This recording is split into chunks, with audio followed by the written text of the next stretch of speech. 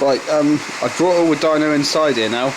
Been a bit of a change of plan. I was going to get it all shot blasted when I was going to spray it all.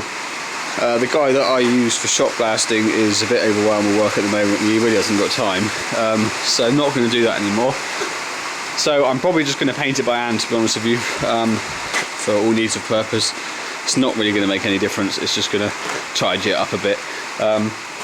In general, the paint is in fairly good condition. It's just on the tops really where it's all sort of worn off over the years. So I've got the tops and the covers on the right there, and then I've got all the braking components and sort of load sense on the left, and then all the frames are stacked up over here. So I'm just going to get on with painting that really this evening so it can be drying off then. Obviously we need to dig a hole in the floor as the next stage. Well, I say that, I need to put the water breaks back together first, I guess. So get the water breaks sorted and then we need to really get on with mounting it. But I've got a couple other projects that need to go over the pit, so I don't want to go opening up the floor just yet, or else I'm going to be pitless, which is going to be a bit of a problem. Right, I've splashed a bit of paint on these bits and pieces now. Just done it with a brush. It's obviously not a perfect job, but it'll be fine. So you've got your covers there and all the frames. Obviously most of it you can't even see anyway, other than the covers, but it'll just freshen them up a bit.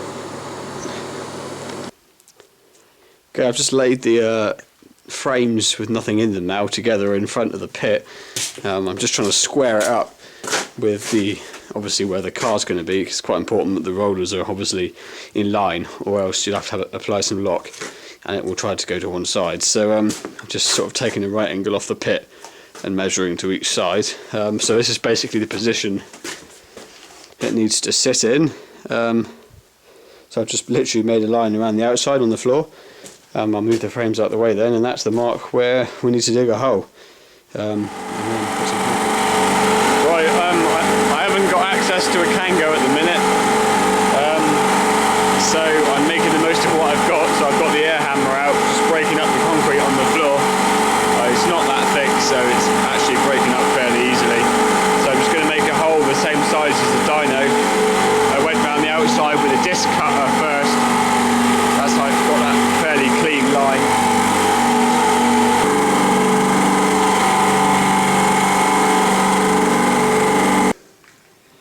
Right, I've kangoed out all the top layer of concrete now and shoveled it out into a pile. It's dark outside, it's in the evening, so I've just left it there for a minute. Bit of a pain in that we've ran into some old foundation or something. You can just see it there running through the edge of the concrete, which is a bit of a nightmare. It's interesting actually, because if you look on the floor, the concrete is a different.